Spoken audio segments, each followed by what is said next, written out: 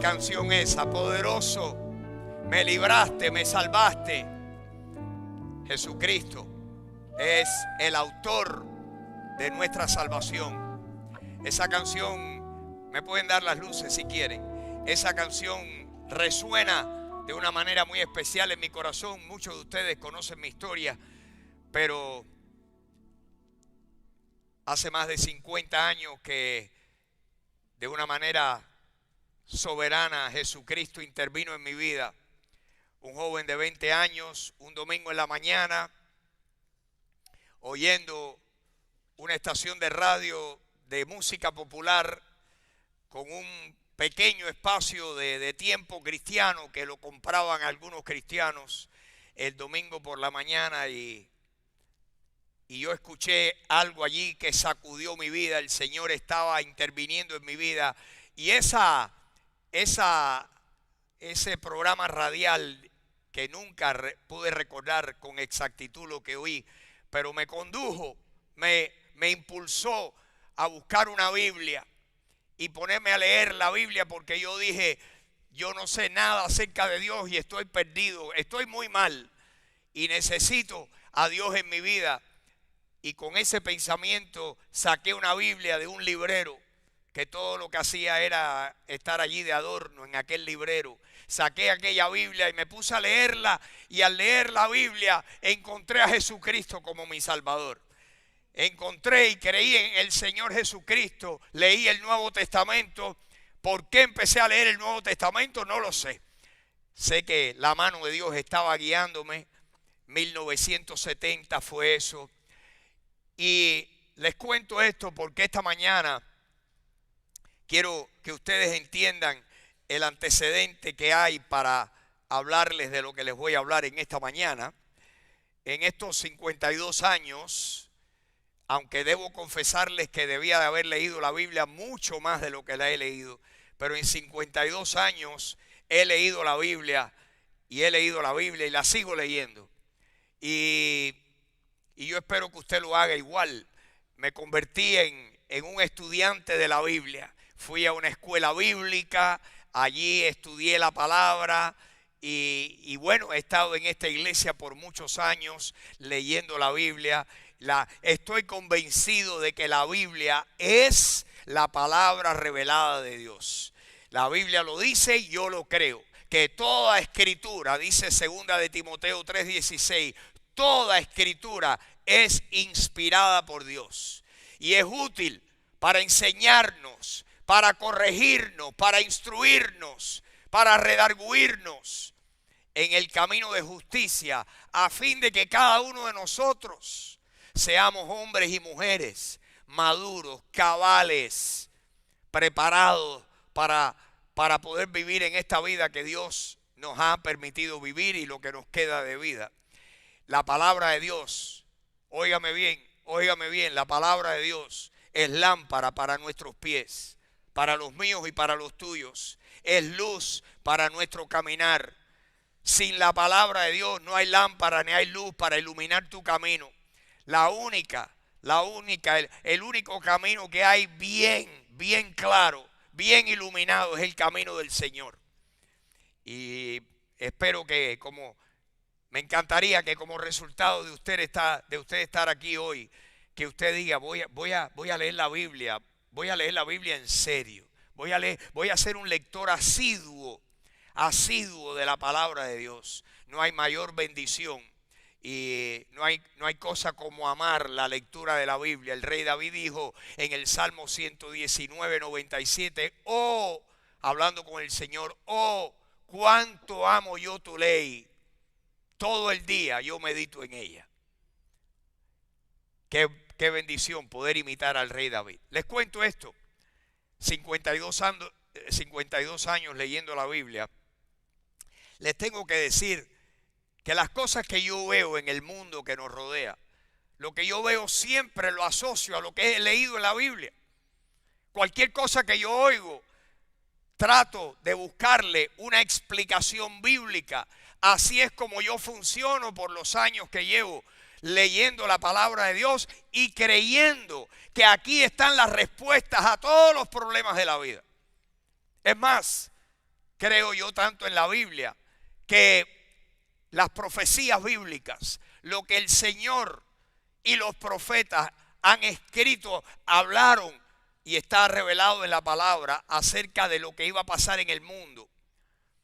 Yo creo que todo tiene que cumplirse al pie de la letra, porque el Señor dijo: podrá pasar el cielo y la tierra, pero ni una coma ni un puntico de mi palabra dejará de cumplirse. Como yo creo eso, yo creo que todas las cosas que el plan de Dios se tiene que cumplir. Usted y yo vemos la historia del mundo, conocemos la historia, pero yo quiero que usted sepa que Dios es tan grande, como acabamos de cantar, tan poderoso, que Dios tiene la capacidad de entretejer su plan y su voluntad en la historia del hombre. Que el hombre inevitablemente el mundo, el plan de Dios se va a cumplir al pie de la letra. Yo creo eso. Pues cuando yo oigo las noticias, yo pienso en la Biblia. Cuando yo oigo cosas que oigo, yo pienso en la Biblia y pienso qué es lo que dice la Biblia. Les debo confesar que lo que yo voy a compartir con ustedes hoy siempre le tengo un poquito de temor compartirlo, porque pienso que muchas personas piensan que el que habla mucho de la Biblia y que habla del futuro y de las profecías puede que esté un poco cucu, que el elevador se ha quedado trabado en alguno de los pisos más bajos y no le llega hasta el último piso. Y uno siempre tiene un poco de inquietud con eso. Pienso yo que esto le pasa a todos los pastores y todos los que hablan. Yo recuerdo una vez que alguien me dijo hace años: óyeme, ya deja de hablar de profecía, habla de otra cosa. Alguien con quien yo tenía mucha confianza, y yo dije: ay, me pasé. Pero yo pienso que en este momento, en el año 2022, mis hermanos, yo siento un tremendo peso de responsabilidad de preparar a mis hermanos, a ustedes, a esta iglesia, de hablarles de las profecías bíblicas. Cuando yo pienso, gracias. Cuando yo pienso que el 25% de lo que está escrito en la Biblia, 25% es de carácter profético. 25%, la cuarta parte de lo que está escrito en las Sagradas Escrituras es de carácter profético. O sea, son cosas predichas, predicciones de cosas que Dios ha predicho. Y sé el por qué. Porque Dios quiere que nosotros confiemos en Él, y Dios nos ha revelado. Dios jamás hace algo si primero no se lo revela a sus siervos. Y Dios lo que va a hacer y las cosas y los planes futuros, Dios siempre los revela. Por eso tenemos tantos libros proféticos. Por eso, aunque personas le tienen miedo y pánico al libro de Apocalipsis, el libro de Apocalipsis es un libro escrito en el primer siglo para Dios darnos un avance de las cosas que sucederían, y lo hizo a través del apóstol Juan. Y un día, en algún momento, vamos a hablar del libro de Apocalipsis, los 22 capítulos, cómo cada capítulo tiene una explicación de eventos futuros. Para mí el mejor de los capítulos es el capítulo 19, porque en el capítulo 19 ocurre lo más grandioso, que es lo que yo quiero conversar con ustedes en el día de hoy, y lo vamos a hablar dentro de un momentico. El capítulo 19 en particular es tremendo. Pero hace 9 días yo llego a mi casa y acostumbro por las noches poner algún noticiero. Algunos me gustan más que otros. Este noticiero en español es uno de esos noticieros que yo disfruto ver y oír al presentador, al periodista, al comentarista hablar y dar sus puntos de vista y compartir ideas y opiniones con los invitados que trae. Yo llego a la casa y me pongo a oír, sintonizo y me pongo a oír el noticiero. ¿Y cómo comienza el noticiero? Comienza, el presentador abre el noticiero con la noticia más importante del día. Cuando yo oigo aquello, ya les tengo que decir en qué pensé yo. Pensé en la Biblia. Pensé en lo que yo he leído en la Biblia. Entonces yo quiero, la presentación del programa dura 1 minuto. Román fue tan amable y me hizo el favor en esta semana de grabarme la presentación. Yo quiero que ustedes oigan y que ustedes piensen, ¿qué habrá pensado Freddy cuando oyó este minuto de presentación en la televisión, de la televisión que podía ver todo el mundo? Y ahora les voy a contar un poquito más. Así que por favor, si me bajan las luces, vamos a ver ahí este minuto en el video. Manuel Cao, a fondo. El presidente Biden ha anunciado el Armagedón. Es el término que usó para referirse a la posibilidad de una guerra nuclear. Nunca hemos estado tan cerca del Armagedón desde la crisis de los misiles, y dijo más, que el peligro de que Vladimir Putin esté dispuesto a dar ese paso es real, que no está jugando cuando habla de usar armas nucleares biológicas o químicas o atómicas. Semejante declaración en boca del presidente de los Estados Unidos, se imaginan que destapó la alarma, y tales afirmaciones han sido recibidas entre el estupor y el pánico. Y viene la pregunta lógica, ¿estamos realmente al borde de un cataclismo nuclear? Lo vamos a analizar con la mayor frialdad posible. Así que muy buenas noches, bienvenidos a Fondo.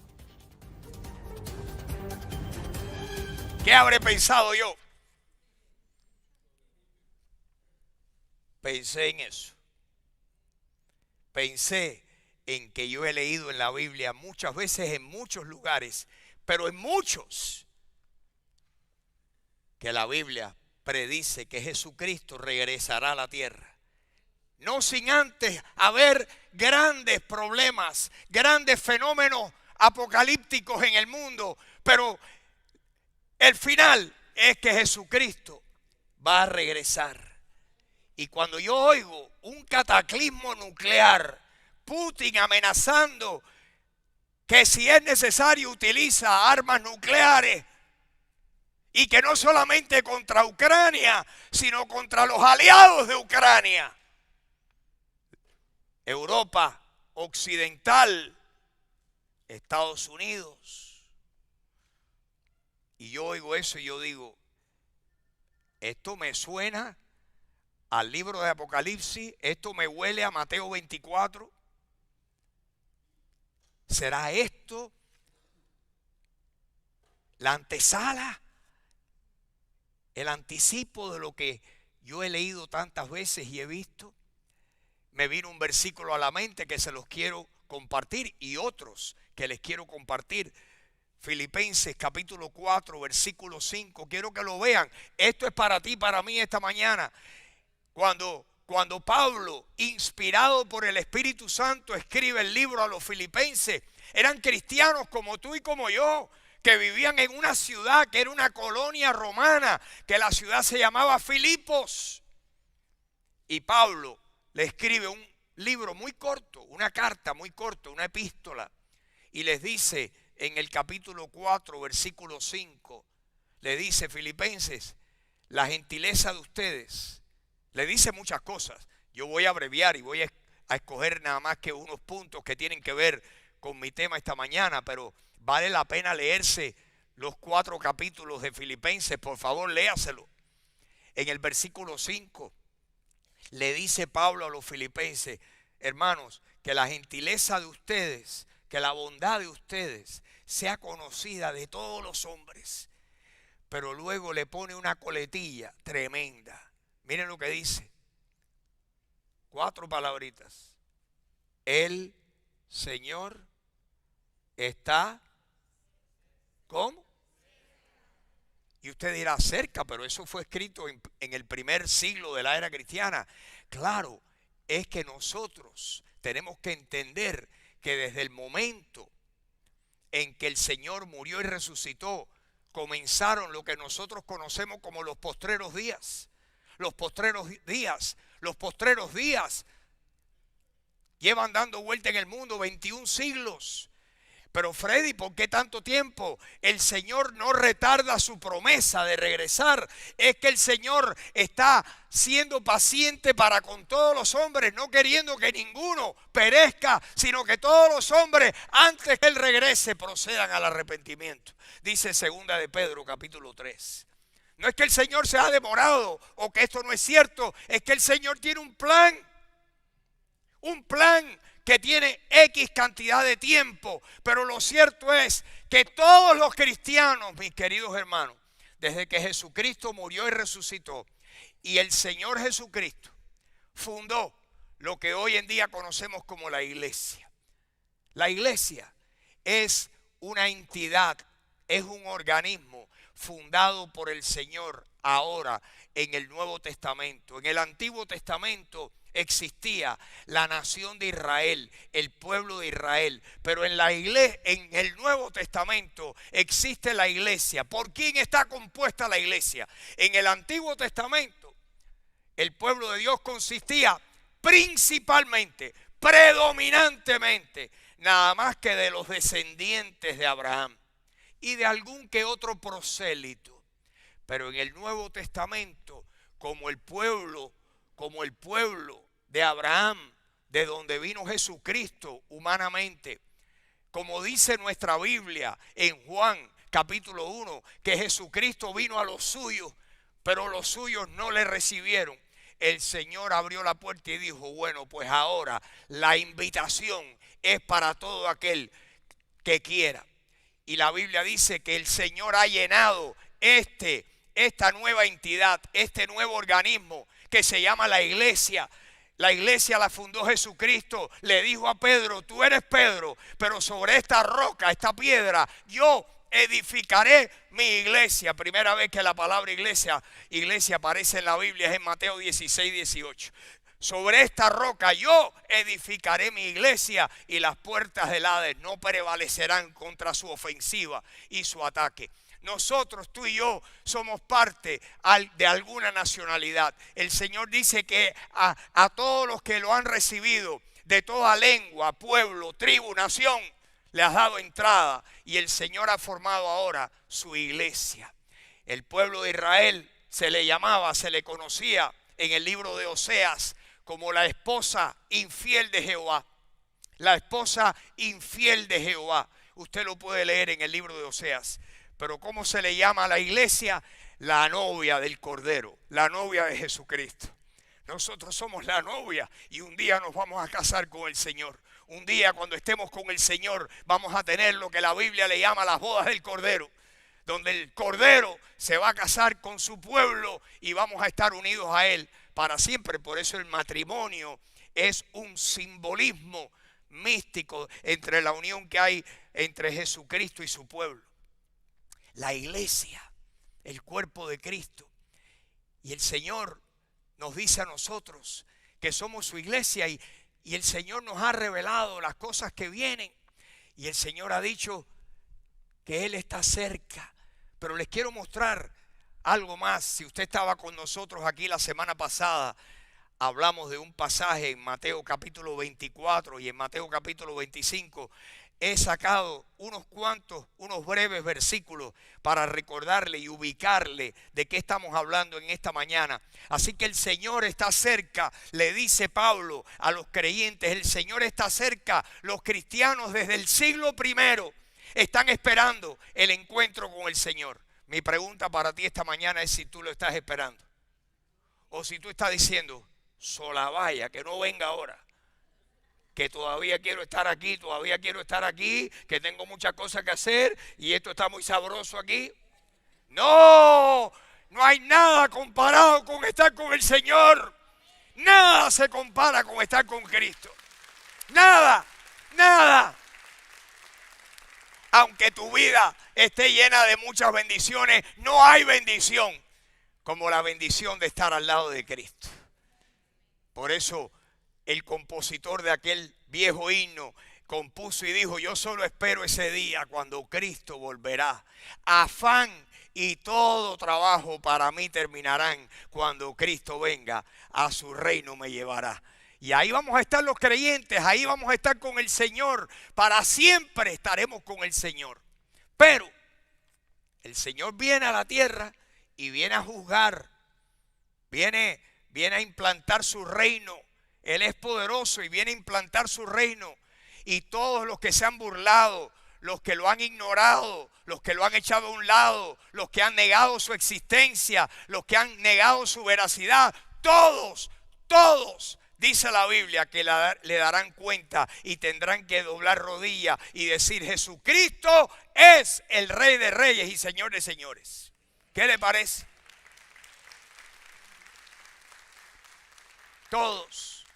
El domingo pasado hablamos de un pasaje en Mateo capítulo 24. Quiero recordárselos en esta mañana.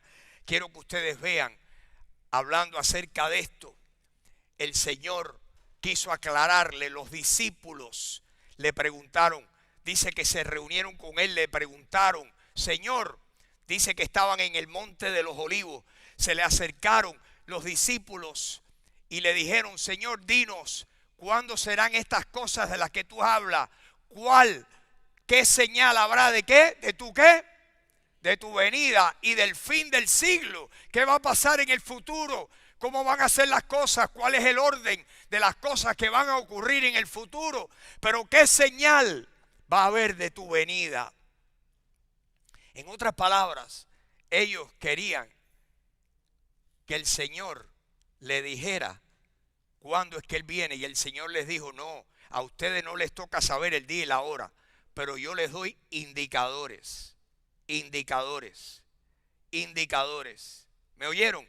Los indicadores que pueden indicar cuando su venida esté cerca. El momento preciso no lo sabe nadie. Jesús dijo: eso está reservado para mi Padre nada más. Nadie sabe el día y la hora, pero les doy los indicadores de las cosas que estén sucediendo antes que Jesucristo regrese. Quiero que vean varios versículos que hablamos el domingo pasado. Ese es el versículo 3. Si Luis me puedes poner el versículo 32. El versículo 32.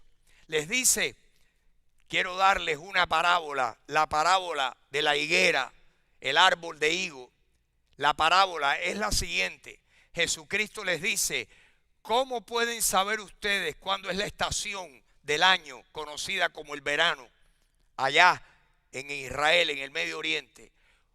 ¿Cómo saben ustedes cuándo el verano está cerca o llegó el verano y cambió la estación del año? ¿Cómo lo saben? Miren la higuera. Esta es la parábola. Esta es la ilustración. Que el verano se sabe cuándo está cerca, cuando el árbol de higo empieza a retoñar y echa ramitas nuevas, verdes, y echa hojas nuevas. Miren lo que dice de la higuera. Aprendan la parábola. Cuando ya su rama está tierna y brotan las hojas, ustedes saben que el verano está cerca. ¿Cuál era la parábola? Miren lo que dice el 33. Así, de la misma manera, ustedes que me están preguntando cuáles son las señales de tu regreso, quieren saber cuáles son las señales, el día y la hora no se los voy a decir. Eso está reservado nada más que para Dios el Padre. Pero les doy la parábola de la higuera. Así también ustedes, cuando vean todas estas cosas, conozcan que está, ¿cómo? Cerca, que está a las puertas. Cuando yo oigo una noticia como la del viernes 7 de octubre y oigo otras cosas, otros indicadores que yo conozco en la Biblia, que les voy a compartir esta mañana, esos indicadores, yo les he hecho caso a la parábola de la higuera. Yo veo las ramitas y las hojitas y digo: la cosa se acerca. Los indicadores cada vez se hacen más patentes, cada vez se hacen más regulares, más intensos.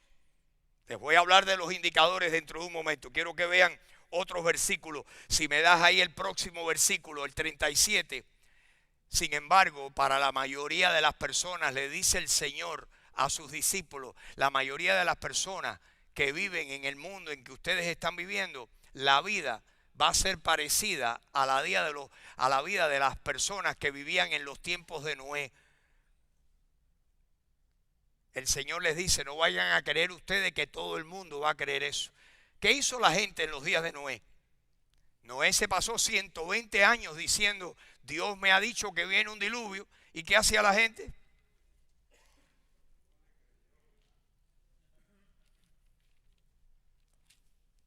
Hasta un día que ni una sombrilla. Dice que la vida para los discípulos va a ser como fue en los días de Noé. Miren lo que dice. Dice, así será la venida del Hijo del Hombre, porque como en los días, versículo 38, antes del diluvio, ¿qué hacía la gente? Comían, bebían, se casaban, se daban en matrimonio. En otras palabras, continuaban viviendo sus vidas como si nada. No se ponían al día con el Señor, no le creían a Dios, no le creyeron el mensaje que Dios le dio a Noé. No creyeron. Y hoy en día tengo que decirles, mis hermanos, que la inmensa mayoría del mundo vive dándole la espalda a la verdad de la Biblia. La mayoría de la gente ignora lo que la Biblia dice. No lo creen. Dice que así va a ser. Hasta el día que entró Noé en el arca. Y ahí entonces, ustedes saben que cuando vienen los momentos es cuando todo el mundo es creyente.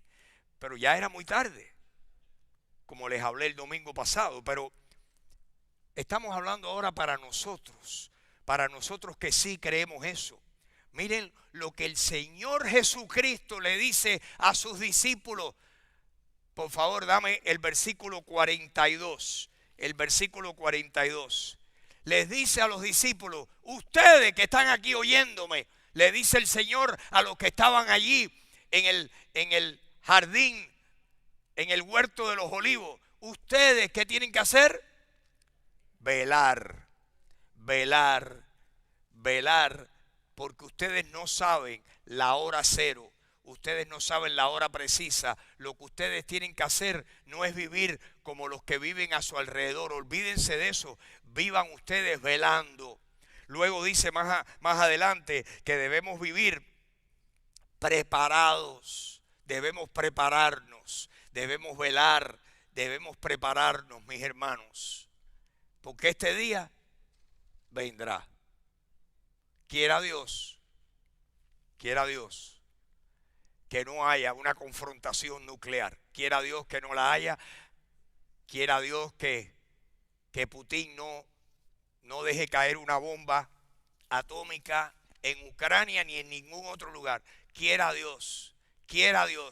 Necesitamos orar por la paz en el mundo, en Estados Unidos, en Jerusalén. Necesitamos orar y pedirle a Dios que Dios haga una intervención espiritual en esta nación.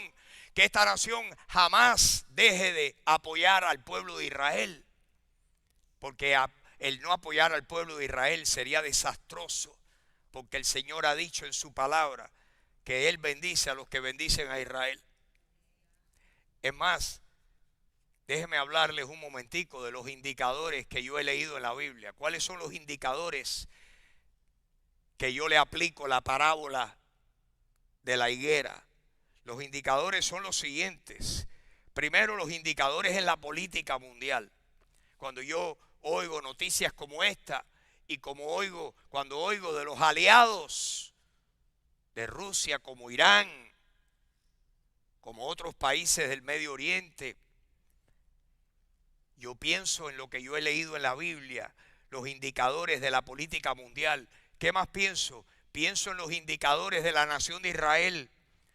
Mis hermanos, si usted no ha profundizado en su creencia de que la Biblia es la palabra de Dios, la realidad es que nada más que la historia del pueblo de Israel que estén en su tierra, tal y como lo predijo la Biblia, que los campos, que los desiertos de Israel reverdecieran y se convirtieran en lugares fértiles, que los judíos regresaran de todas partes del mundo y que en efecto lo siguen haciendo. Esta es primera vez en la historia que el 50% de los descendientes de Abraham viven en este momento en Israel. Se calcula que hay 14 millones de israelitas o hebreos o descendientes de Abraham en el mundo entero, y esta es la única vez en la historia desde hace miles de años que más del 50% de los judíos viven en la tierra de Israel, tal y como lo predijo la Biblia, que Dios los haría regresar a su tierra, que haría del desierto tierra fértil, que pelearían por su tierra, que le ganarían a sus enemigos, aunque fueran muchísimos mayores en número, que Jerusalén estaría en manos de los judíos. ¿Ustedes saben cuántos años hacía que Jerusalén no estaba bajo el gobierno, el dominio de los judíos? Pues en 1967, en esa famosa guerra de los 6 días, ahí Israel tomó posesión de la ciudad de Jerusalén, tal y como la Biblia predijo. Israel, el indicador de Israel es tremendo. El indicador, otro indicador, son los indicadores del medio ambiente. Estos ciclones, los volcanes, los terremotos, los problemas que hay en el mundo, en el medio ambiente, son indicadores de los cuales Jesús habló o en Mateo 24, o en Marcos 13, o en Lucas 21, o en otros pasajes, particularmente en el libro de Apocalipsis. Los indicadores de la ciencia y de la tecnología. ¿Sabían ustedes que cuando Dios le reveló a Daniel, ese profeta del Antiguo Testamento, que Dios escogió revelarle a él las profecías de los últimos tiempos, le dijo el Señor a Daniel: Daniel, cierra el entendimiento de las palabras de tu libro hasta el tiempo del fin. Todavía no es el tiempo para que todo el mundo entienda lo que yo te estoy revelando. Antes, la ciencia se va a multiplicar. En estos tiempos en que estamos viviendo ha habido un avance increíble de la ciencia, tal y como el Señor le predijo a Daniel. Son indicadores. El libro de Apocalipsis está lleno de indicadores antes que Jesucristo regrese. Pero ahora mi pregunta para ustedes y mi inquietud es: ¿cómo se sentirá la gente? ¿Cómo se sentirán los cristianos? ¿Nerviosos? ¿Se sentirán temerosos? Mis hermanos, nosotros no sabemos lo que el Señor nos ha prometido. Yo quiero mostrárselos en esta mañana.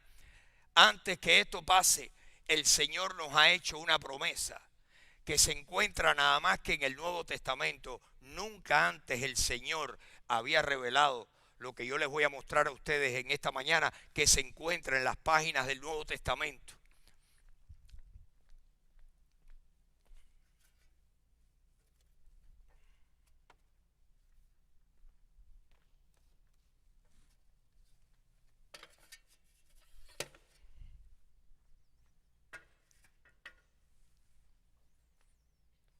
¿Qué nos espera a los cristianos?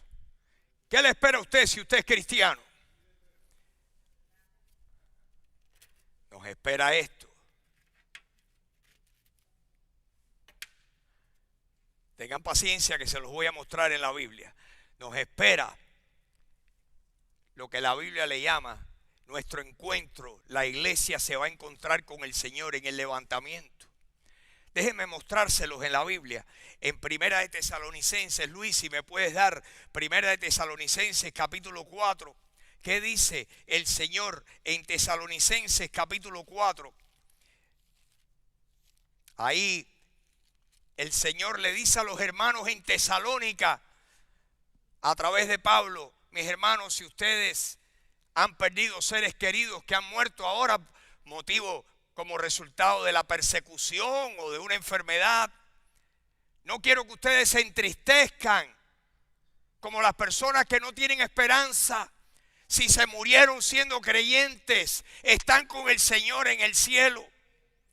Los que mueren en Cristo van a descansar con el Señor. Por eso Pablo decía, tengo deseos de partir y estar con Cristo, lo cual es muchísimo mejor.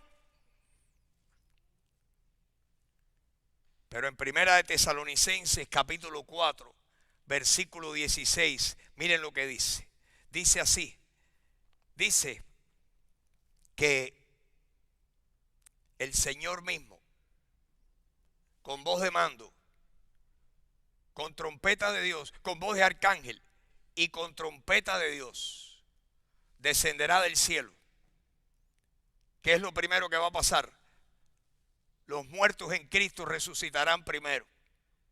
En otras palabras, los cuerpos de los que han muerto, sus almas están con el Señor, pero sus cuerpos están desintegrados, hechos polvo. Pero el Señor milagrosamente va a reunificar los cuerpos con las almas. Cuando vengan con el Señor con voz de mando, con voz de arcángel, con trompeta de Dios, descenderá del cielo y los muertos en Cristo resucitarán primero. Amén. No hay que tener tristeza por los que han muerto en el Señor. Pero eso no es todo. ¿Qué pasa con los que todavía estén vivos? Cuando ocurra esto, este recogimiento, este levantamiento, miren lo que dice el versículo 17. Versículo 17. Luego nosotros, los que estemos vivos, los que hayamos quedado cuando ocurra ese momento, cuando todavía estamos vivos, no hemos muerto, no hemos fallecido, ¿qué nos va a pasar? ¿Seremos qué? Arrebatados juntamente con ellos, ¿dónde? En las nubes, para recibir al Señor, ¿dónde? En el aire. Y a partir de ese momento estaremos para siempre con el Señor.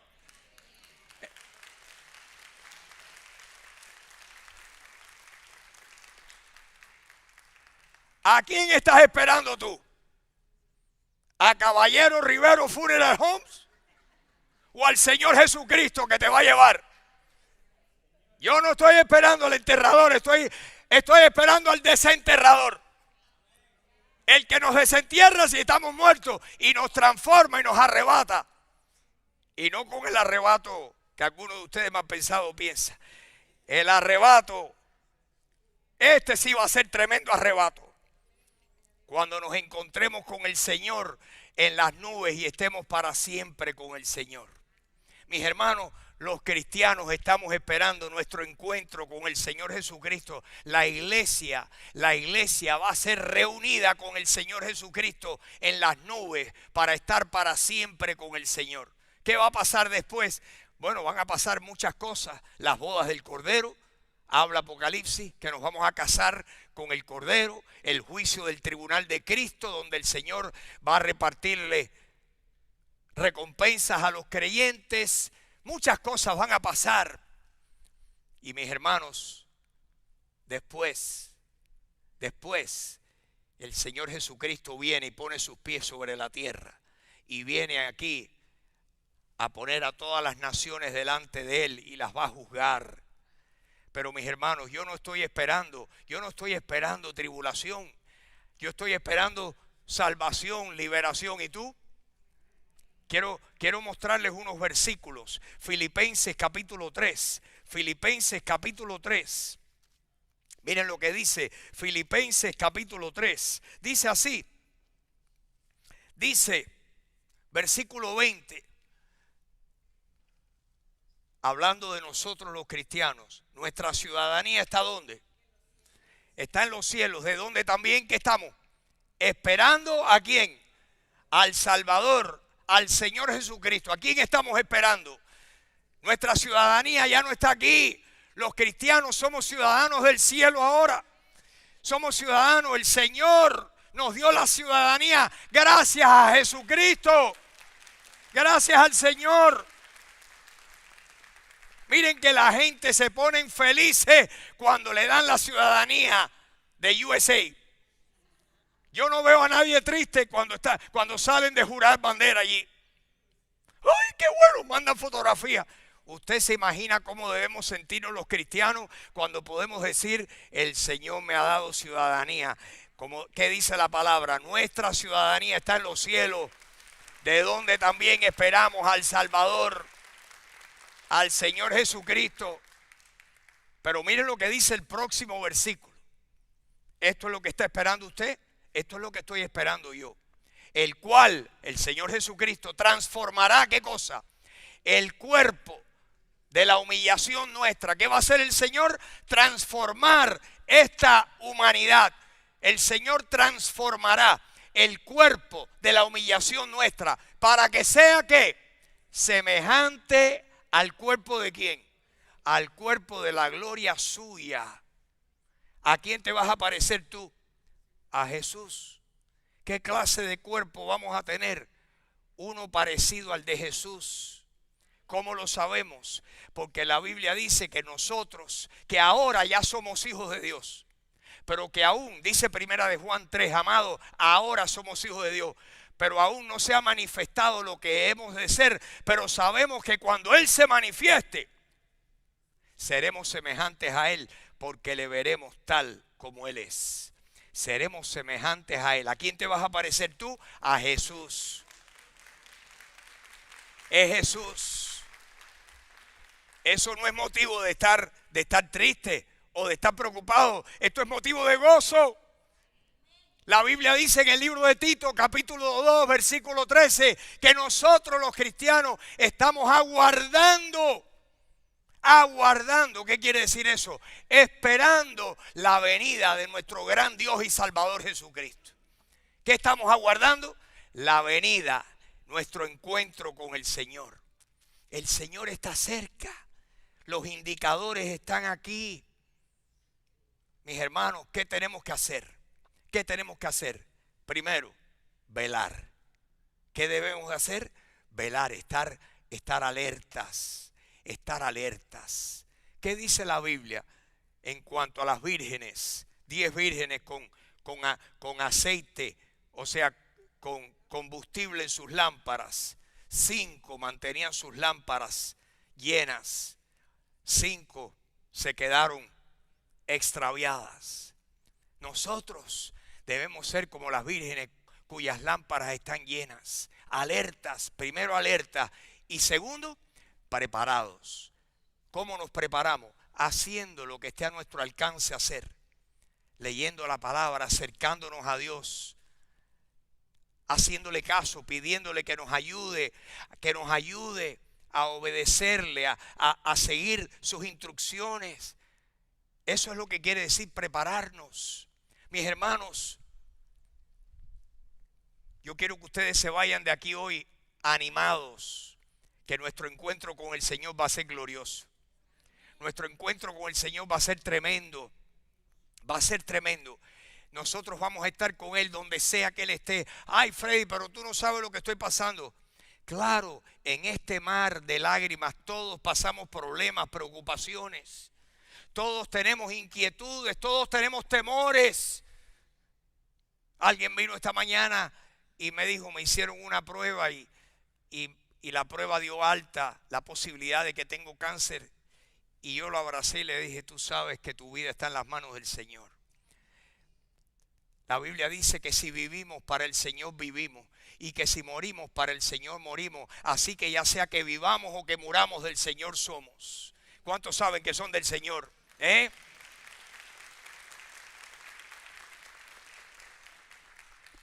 Notas alegres cantad. Y con fervor proclamad esta gloriosa verdad. Cristo muy pronto vendrá.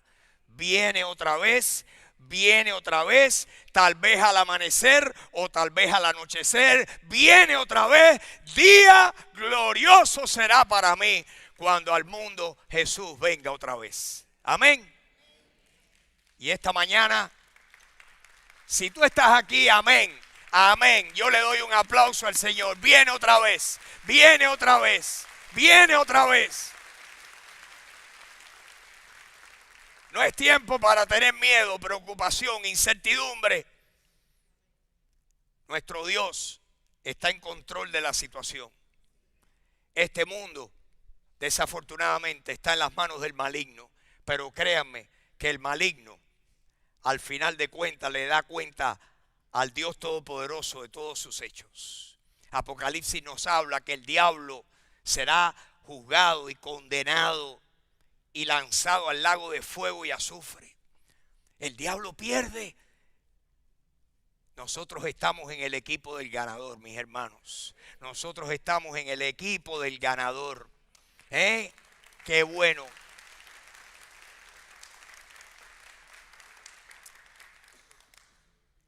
Si usted está aquí esta mañana y todavía no ha recibido a Jesucristo, si usted no está seguro que sus pecados están perdonados, si Dios no ha sacudido su vida como un día sacudió la mía, que el Señor me trajo, el Señor intervino en mi camino y me trajo a que yo oyera y entendiera y recibiera a Jesucristo. Óigame bien, todos los seres humanos, sin variación, sin excepción, todos los seres humanos, dice la Biblia que somos herederos de Adán y de la desobediencia de Adán. ¿Usted sabe por qué todos los seres humanos somos pecadores?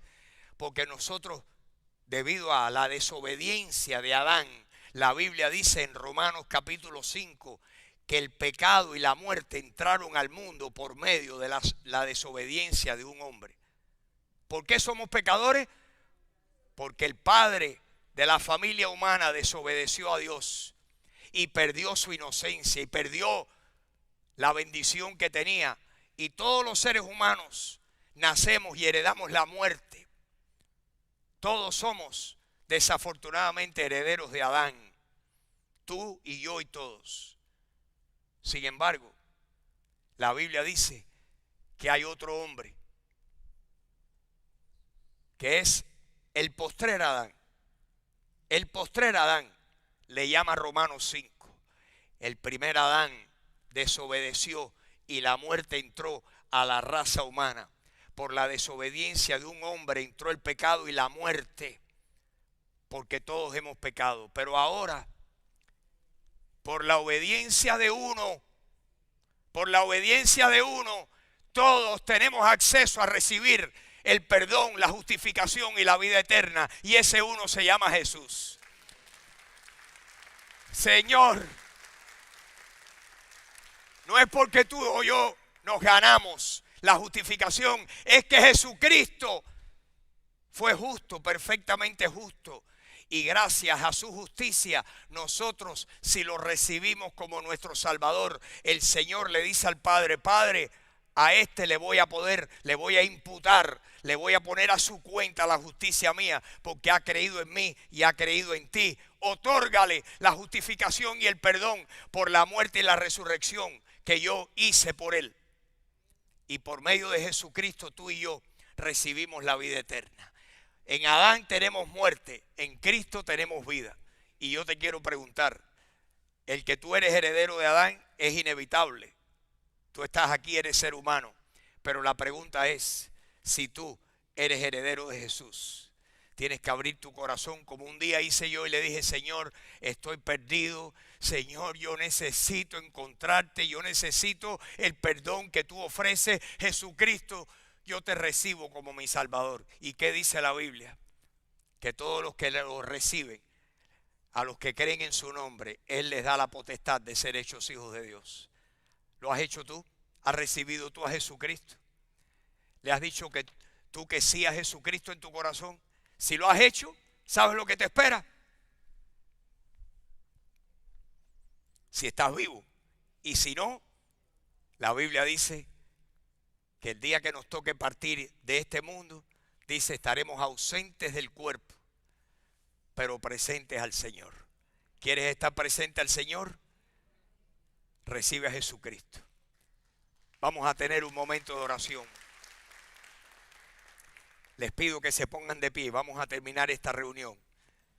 Y Padre Celestial, Señor, ¿quién sino tú conoce cada uno de nuestros corazones?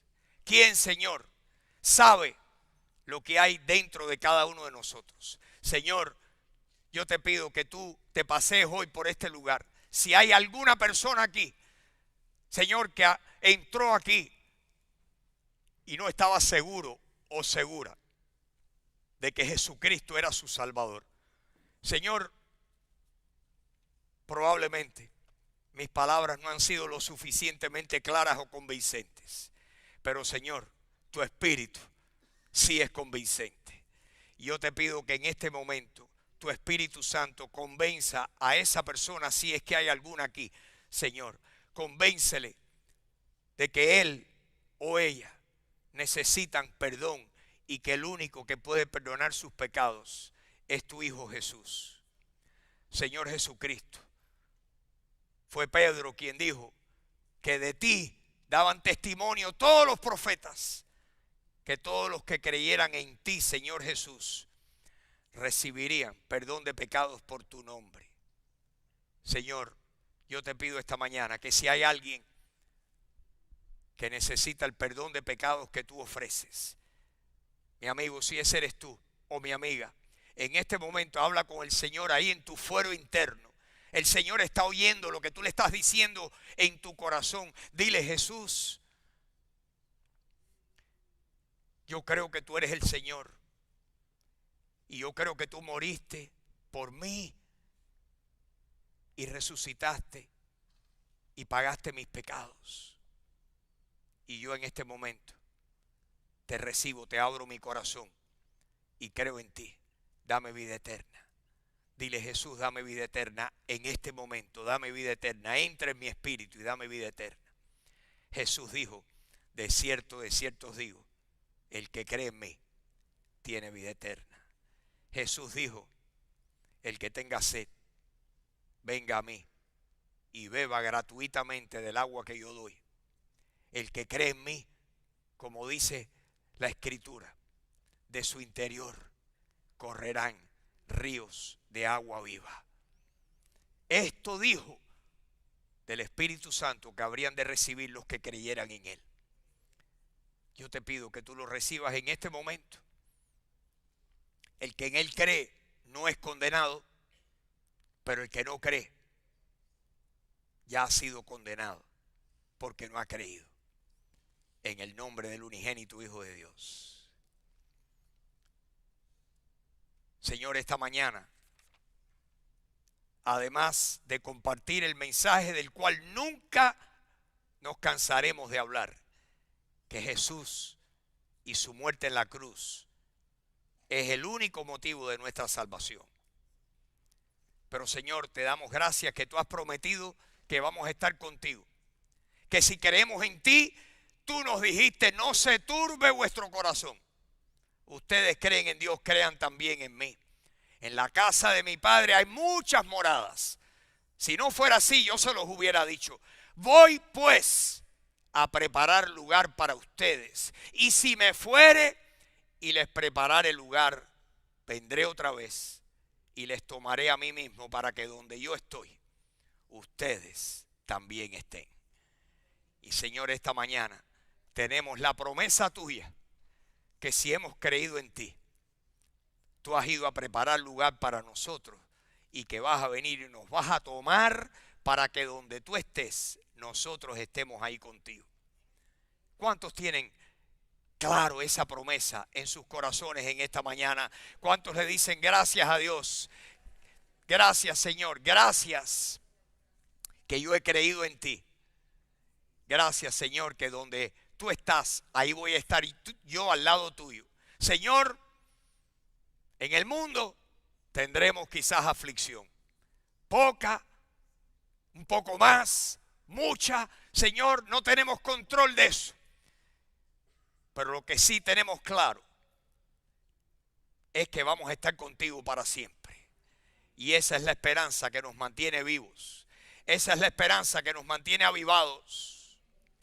Señor, en esta mañana, la esperanza que nos da paz, como lo hiciste tú conmigo anoche, en mi dormir, Señor, me diste un versículo bíblico.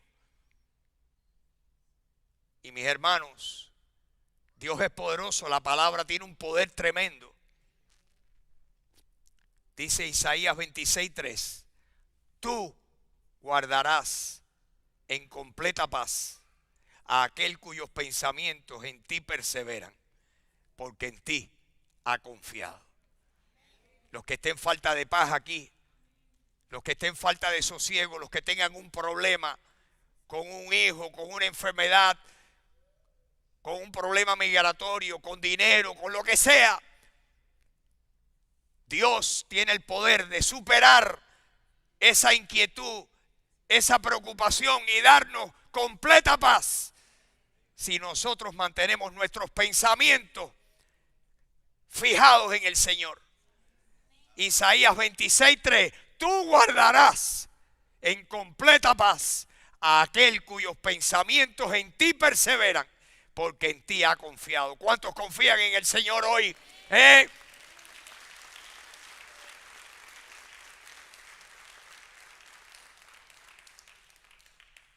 Mis hermanos, las bendiciones que podemos tener en esta vida no se comparan a las bendiciones que vamos a tener cuando estemos con el Señor.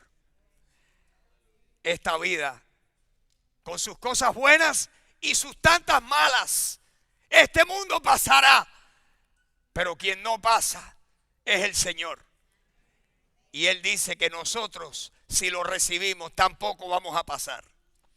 Y que estos males que pasamos en esta vida son momentáneos y transitorios. Pablo dijo, yo tengo por cierto que las aflicciones del tiempo presente no son comparables con la gloria venidera que en nosotros se ha de manifestar. Oh, mis hermanos, al lado del Señor no tenemos que temer mal alguno. Jehová es mi pastor y nada me faltará.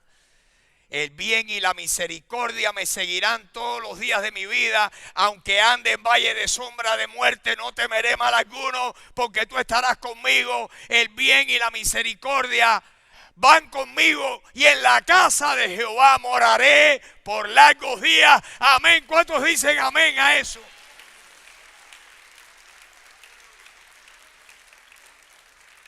Todos los ataques del diablo, todas las vicisitudes, todos los problemas, las aflicciones de la vida. Jesús dijo, en el mundo tendréis aflicción. Es cierto, pero confiad, yo he vencido al mundo. ¿En quién estamos confiando, mis queridos hermanos? Él es nuestro vencedor. Nuestra victoria se llama Jesús. Nuestra victoria es Jesús. Refúgiate en Él. Que tus pensamientos estén fijados como un rayo láser en Él. Fíjate del Señor de todo tu corazón. No te apoyes en tu propia prudencia. Reconócelo en todos tus caminos y Él enderezará tus veredas. Y si por casualidad nos toca sufrir, que Dios nos dé la valentía, la entereza, la fe, para que podamos decir como Job, pues el Señor muchas veces dio y ahora el Señor quitó. Sea que dé o que quite, yo bendigo el nombre del Señor. Amén. Bendito sea el Señor. Bendito sea el Señor. Jehová dio, Jehová quitó. Bendito sea Jehová. Señor, bendecimos tu nombre. Te damos gracias. Que vengan las tormentas que vengan. Señor, tú estás ahí. Tú eres un poderoso gigante.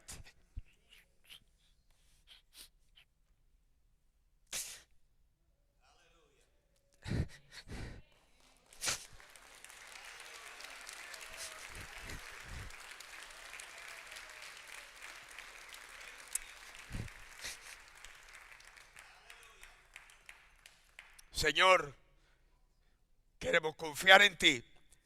Queremos ser lectores asiduos de tu palabra. Fortalécenos con tu palabra.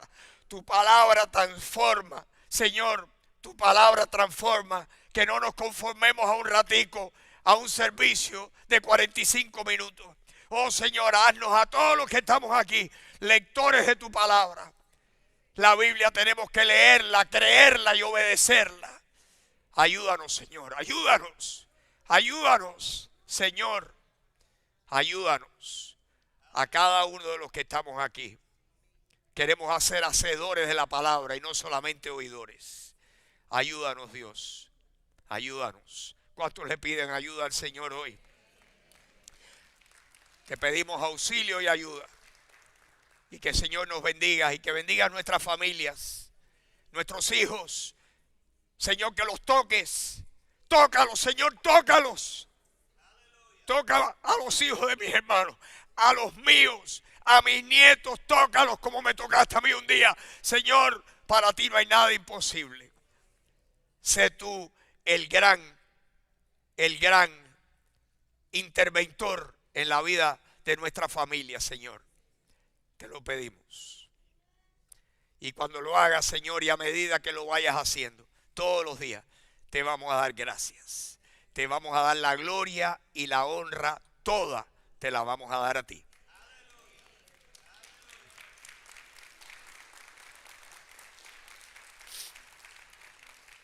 Y Señor, despídenos con la paz tuya que sobrepasa todo entendimiento. Y la paz de Dios que sobrepasa todo entendimiento guardará vuestros corazones y vuestros pensamientos en Cristo Jesús. Te lo pedimos, Señor, en esta mañana. Llévanos con paz a donde sea que vamos. Danos una tremenda semana. Danos la gracia, la fuerza, el deseo de leer tu palabra esta semana. Múltiples veces. Te lo pedimos, Señor. ¿Estamos de acuerdo, mis hermanos? Te lo pedimos y te damos gracias. En el nombre de nuestro Señor Jesucristo. Amén, amén y amén. Gracias, mis hermanos, gracias. Que Dios les bendiga, que tengan tremendo día, tremenda semana. Ya nos veremos el miércoles por la noche, los que puedan venir. Muy buenos días.